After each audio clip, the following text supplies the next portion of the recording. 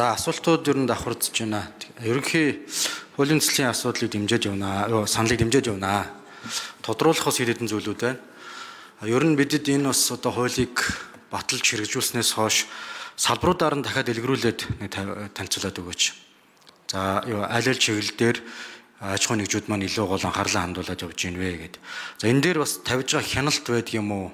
Тодорхой одоо бас гарч байгаа үр дүн дээр цаашд анхаарахтай холбогдолтой ямар зөвлөмж саналууд бас гарч ийн вэ? Энийг одоо бас илүү сайжруулад явах тал нь гол анхаарлаа хандуулад явах зөв гэсэн ийм бодолтой бас байна. За эхний асуулт нь хоёр дахь нь өнгөрсөн соёл спорт залуучуудын дэд хорооны одоо сахлагчаар ажиллаж байгаа. Энэ хүрээндээ бас хэд хэдэн хилцүүлгүүдийг зохион байгуулад ажилласан.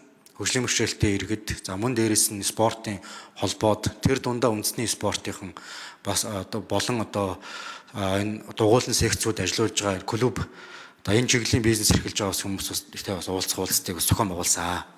За энэ одоо хилцүүлгийн хүрээнд бас ирсэн тодорхой саналыг бас хууль санаачлагчаас бас асууя гэж бодож байна. За зөвхөн одоо e-спорт гэлгүүгээр илүү өргөн хүрээнд харах гэж бас гишүүд маань асууж байна. Энэ дээр одоо тодорхой одоо хуулийн нэмэлт өөрчлөлтүүдийг оруулад бас явах ийм одоо боломж бололцоо байгаа юу.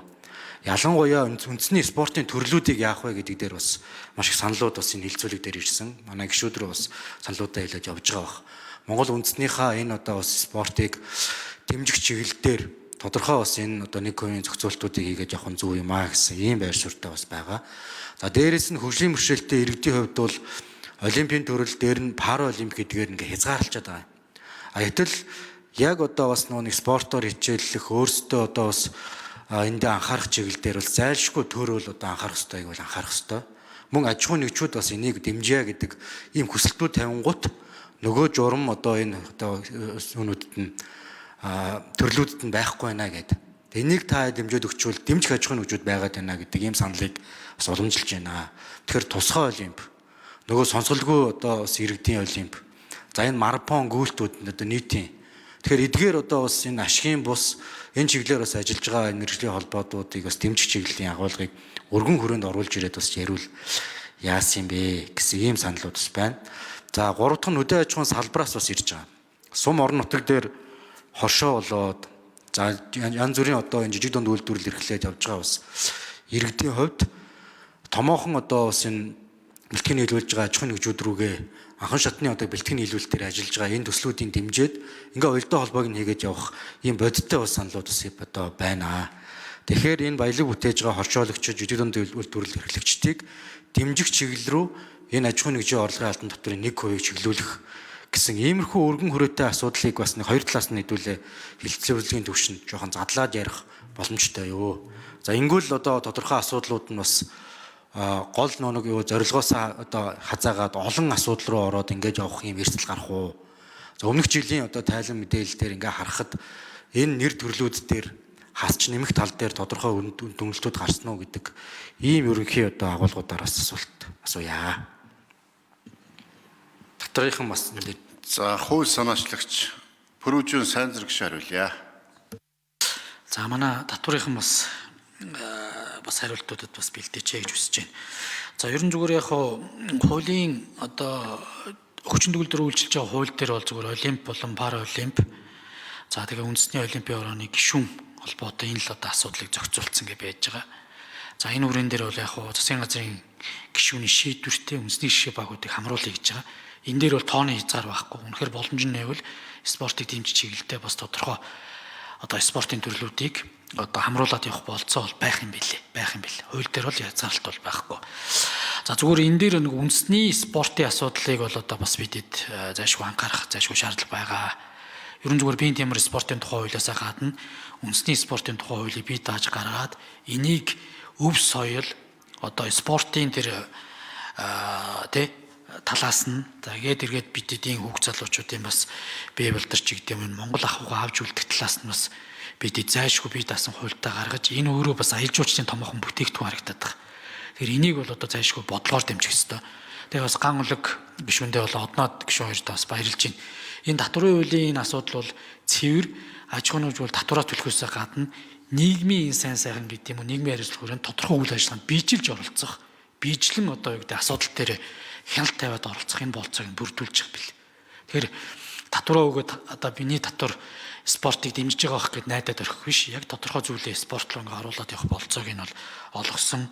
Эсвэл байгаль орчинд оруулах болцоог нь олгосон ийм асуудал байгаа. Тэгээд спортын хувьд бол энэ хууль дээр одоо хилцэсгийг дэмжсэн тохиолдолд анхны хилцүүлэг дээр одоо саналууд гаргаад явхад бол боломжтой. Өөрөөр хэлэх юм бол спортын болоод татварын бодлогыг улсын хурл тодорхойлж байгаа. Тийм учраас гишүүдийн бүрийн эрхт бол байгаа. Харин таны сүүлийн асуудал буюу жижиг дунд үйлдвэрлэлийг дэмжих чиглэлийн татварын 1% оруулах гэдэг асуудал дээр миний энэ удаагийн хуулиар бол хөндөөгүй. Тийм учраас энэ асуудлыг хөндөж ярих бол болцоо хууль зүйн техникийн хувьд болоод дэгийн хуулийн дагуу бол байхгүй. Энэ дээр бол тусдаа явах ёстой. Тэгээ ерөн зүгээр энэ спортыг дэмжиж, спортыг эдийн засгчлуулах замаар хүүхд залуучуудад зөв нөлөө үзүүлэх энийгээ дагсан ер нь хид хідэн хуулийг бас санаачлалыг гэж бодож байгаа. Морин тойруулгын хууль байна. Спорт одоо бетийн хуулийг зөвхөн үндэсний спортоо дэмжих чиглэл рүү нас оруулж боловсруулалтыг хийя гэсэн ийм байдалтай ингээд бас явж байгаа гэдэг зүйлийг хэлье. Тэгээд ийм зүйл рүү бид нар бас хөрөнгө оруулалт хийж чадвал ирээдүйд учрах тэр том эрсдэл, гэмтрэг зөрчлийн хохирогжуулах, эсвэл гэмтрэг зөрчих гаргах читгээд болох ч гэдэг юм уу. Эсвэл одоо олон энэ нийгмийн одоо энэ эрсдлүүдээс бид нар хүүхд залуучуудаа бас урьдсан сэргийлж одоо хамгаалж чадах юм а гэдэг л энэ концепцээр одоо явж байгаа гэдэг зүйлийг хэлье. Тэгээд таны энэ саналуудыг бас хилцээд явах боломжтой гэж одоо үзэж байна. За ингээд татвараас нэмээд яачих вэ? За энэ дэрийн 4-р микрофон. Ажлыг хариулъя.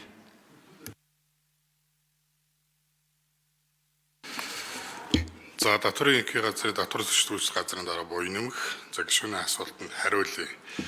За мэдээж 22-9-тэй холбоотой бол ингээд 11 заалт байгаа. 11 заалтаар заалт толгоноор нэх юм бол байгаль орчин хамгааллын югаар бол 21 татварч 22.9 тэрэгдэв. За ахмад насны хөгжлийн бэрхшээлтэй иргэнд хүүхдийн эрхийг хамгаалах чиглэлээр 25 татвар төлөгчийн 1.8 тэрэгдэв гэдэг нь онцлолт. За соёлын үеийг хамгаалах сэргээхтэр 27 татварлагчийн 22.7 тэрбум төгрөг. За нийтийн эзэмшлэг зам талбай цэцэрлэг төрөл барьж байгуулахтаар 12 татварлагчийн 2.8 тэрбум төгрөг. Гамшиг давтагч хүчин зүйлээр 1 татварлагчийн 10 сая төгрөг. За соёлын байрлал, спортын байрлал байгууламж, за Монголын үндэсний пара олимпийн ороонд бүртгэлтэй 157 буюу 43.8 тэрбум төгрөг. За засгийн газрын зарласан тэргүүлэх чиглэлийн гадаад дотоод ихтэй сургууль. За баярлалаа. За Мэнд баярын мандах ган хөлөг гишүүн тодорхойлж асууя. Мөнгөн цэгийн ган хөлөг гишүүн. За хэлц хэсгийн дэмжээд бас үндэсний өсвөл спорттой холбогдлолтой асуудлаа бас оруулаад явах нь бас зөв болов уу гэсэн юм саналтай бас байна. Ер нь бол бас Монгол төмний гондоошилтой холбогдлолтой зөвхөн морь бөхрөөс гадна бас бусад төрлийн одоо бас энэ одоо үндэсний спортуудыг бас өргөн хүрээнд бид нэр дэмжих ийм хэрэгцээ бас бидэнд байгаа гэсэн ийм байр суурьтай байгаагаа бас хэлье. За тэр гайлтай холбогдлолтой асуудал дээр e-спорт дээр бас нэг асуумар санагдаад байгаа. E-спортын тамирчдын одоо тэр тоног төхөөрөмж гэдэгт нь одоо тэр компьютер тоног төхөөрөмжүүдийг одоо оруулж тооцох юм уу? Одоо энэ дээр та хэд маань яаж одоо харж байгаа вэ? Тэгэхээр нөгөө нэг бас үүний цаана бас өөр янз янзын бас асуудлууд бас одоо үүсчих үе. Тэгэхээр энийг одоо яаж харсан бэ гэдгийг асууж. За сайн зэрэг гишүүн хариулъя. Энэ гайл нүүтийн асуудал дээр бол нөгөө биеийн тамир спортын тухай хуулийн 11-1 заасны дагуу байгуулсан үндэсний гишээ баг гэхээр 26 үндэсний гишээ багийн асуудлыг л хамруулж байгаа. За яг хөө зөвхөн e-спортын асуудал бол нэг компьютероор шалахгүйтэй нэг хідэн компьютер л гэх. Ерөн зүгээр энэ жишээ нь би бейсболын холбоотой бас илүү нэгт холбоотой ажилладаг. Энэ холбоо бол одоо санхүүгийн хувьд гэсэн бас хүндрэлтэй л багхгүй. Гэтэл одоо Японы нэг ийм хандивлагч иргэнээс маш олон зүйлүүдийг хүүхд залуучууд өмгүй явуулдаг. Гайлд нүүтэ төлж авч чаддгүй ингээл хаягдчих. Тэгээ эцэг эхчүүдээс нь ч гэх юм уу сайн санаад аж ахуйн нэгж байгууллагуудаас л хандив тусламж гуйгаал ингээд нэг нүүт гайлын дотор төлцөөд өгөөчгээд явдаг. Хилцүүлгийн хөвч гэсэн болгон туяа дарга хилчлүүлээ. Дугуй спортынхан дугуй шагналдаа авсан чи энэ дээр гайл татвар нь баг хэдэн сая үнэтэй дугуй байна гэд тийм өндөр хэмжээний гайл татвар нэхээ суучдаг авч чадахгүй. Гэх зэрэг одоо энэ бас спортын гэдэг юм үндэсний шишээ баг бүрдүүлсэн энэ спортын шишээ багуудад ер нь нийтлэг тулгамддаг энэ асуудлыг хамруулъя л гэж байгаа. Зөвхөн За тодруулсан. Дахиад за мөнгөн цэгийн ган хөлөг гишүүн. тодруулъя. Тий, яг одоо e-спортын чиглэлээр энэ компьютерийг оруулж ирж байна гэдэг дээр нь яаж юу зохицуулах юм бэ гэж суугаад байна л да.